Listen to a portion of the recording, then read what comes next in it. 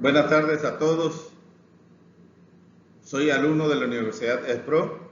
La materia del día de hoy, didáctica contemporánea. Mi docente es la doctora Sujei Elizabeth Santiago Nigenda y la actividad es la número 3. Las teorías del aprendizaje.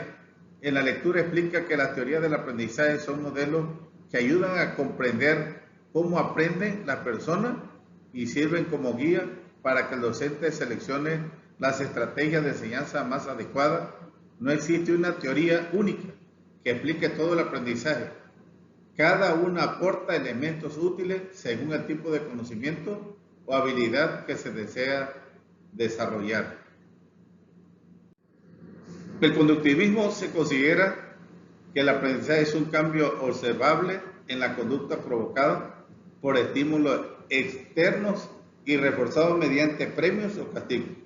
Sus características son el aprendizaje que ocurre por repetición, se centra en los resultados observables, el docente controla el proceso, el estudiante responde a estímulos y utiliza reforzadores positivos para consolidar esas conductas.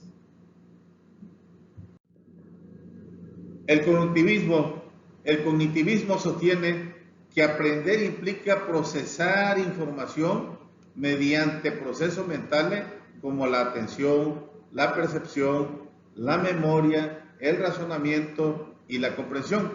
El estudiante no solo memoriza, sino que organiza y relaciona la información con conocimientos previos. Y por eso están considerados como procesos cognitivos la atención, la memoria, la comprensión, la organización, el análisis y la resolución de problemas.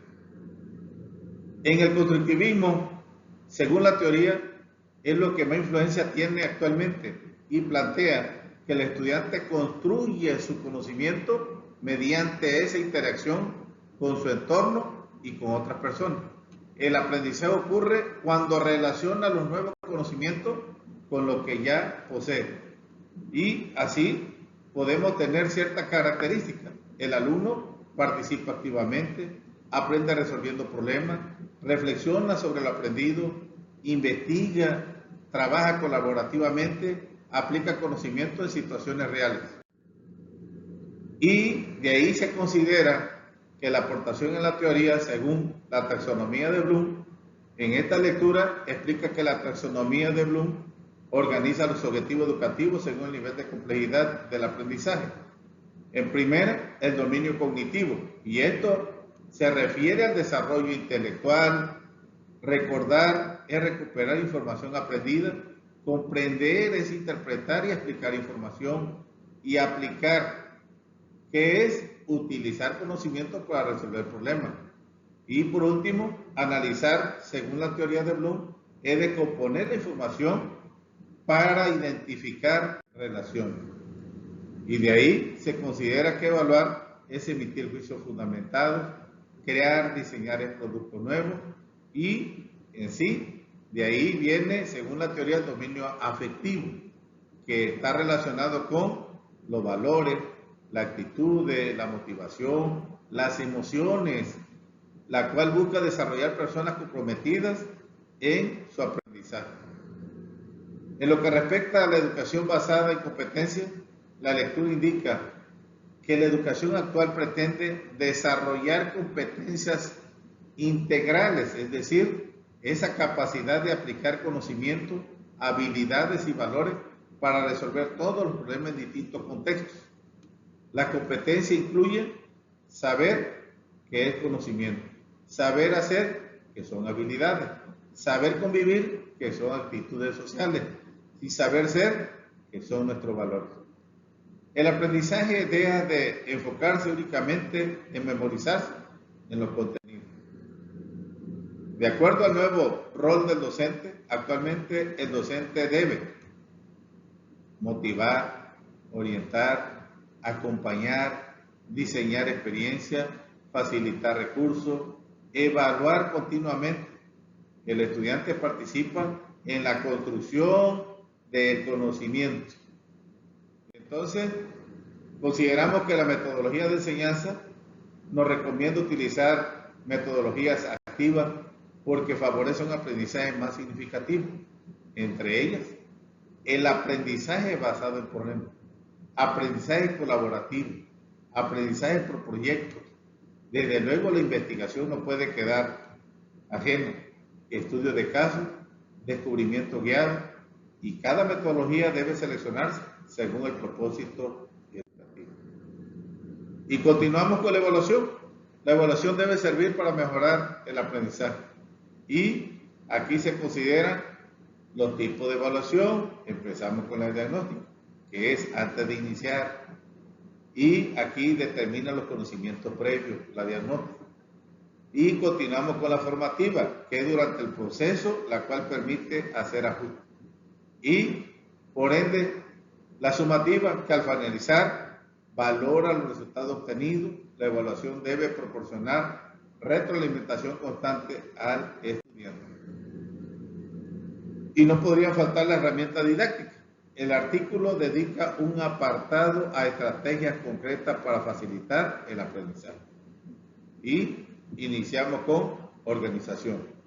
Presentar contenido ordenados, la cual facilita la comprensión. Ejemplificación, ayuda a construir imágenes mentales de los conceptos. El aprendizaje mejora cuando una explicación se acompaña inmediatamente de un ejemplo práctico. Y ahí tenemos cómo se da la motivación. La motivación es la que incrementa el interés y la participación del estudiante. Y esta puede promoverse mediante actividades dinámicas, los retos, situaciones reales y reconocimiento de logros. El proceso de enseñanza-aprendizaje, aquí la autora señala que enseñar y aprender constituye un proceso integrado en el que participa docente, estudiante, el contexto y la cultura.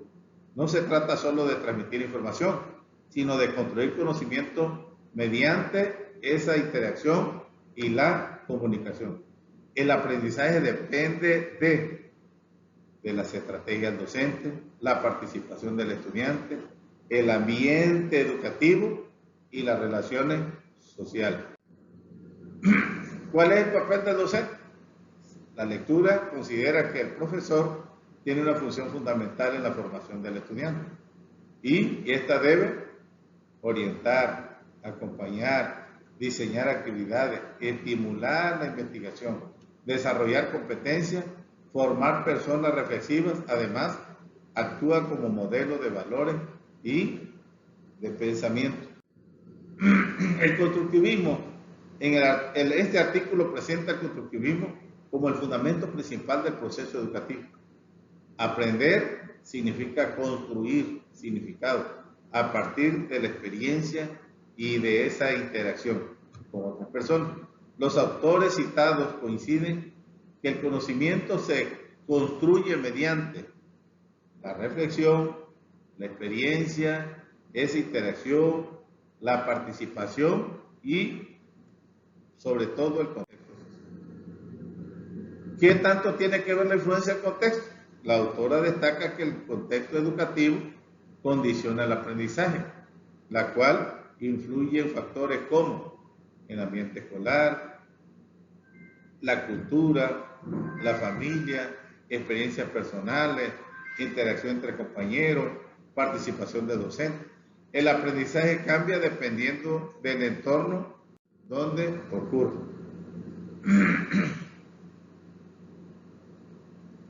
Participación activa del estudiante. El estudiante deja de ser un receptor pasivo, lo cual debe de investigar, preguntar, participar, resolver problemas, construir explicaciones, reflexionar sobre su aprendizaje y la participación. Esta va a favorecer el aprendizaje que sea duradero y significativo. ¿Cómo se da la formación para la investigación? La enseñanza debe desarrollar competencias investigativas desde la formación inicial. La autora considera importante que el estudiante aprende a buscar información, analizar fuentes, formular preguntas, interpretar datos, argumentar, comunicar resultados, y esto favorece el pensamiento científico y la capacidad para resolver problemas. Esto debe estar bajo un enfoque centrado en procesos. El aprendizaje debe centrarse cómo aprende el estudiante más que en la simple acumulación de contenido. Este enfoque prioriza la comprensión, reflexión, el análisis, la interacción, construcción del conocimiento, aprendizaje permanente. El objetivo es que el estudiante comprenda los procesos que siempre va a obtener para aprender y pueda transferir ese aprendizaje en nuevas situaciones. Y llegamos a la conclusión general de ambas lecturas. Las dos lecturas coinciden que en la educación actual debe orientarse hacia un aprendizaje activo, significativo y centrado en el estudiante. El docente debe de ser un transmisor de información para convertirse en un guía y facilitador, mientras que el alumno asume un papel protagonista en la construcción de su conocimiento a sí mismo. Ambas resaltan que la estrategia didáctica, la evaluación formativa, el contexto y la interacción social son elementos esenciales para desarrollar competencias, pensamiento crítico y habilidades para la investigación.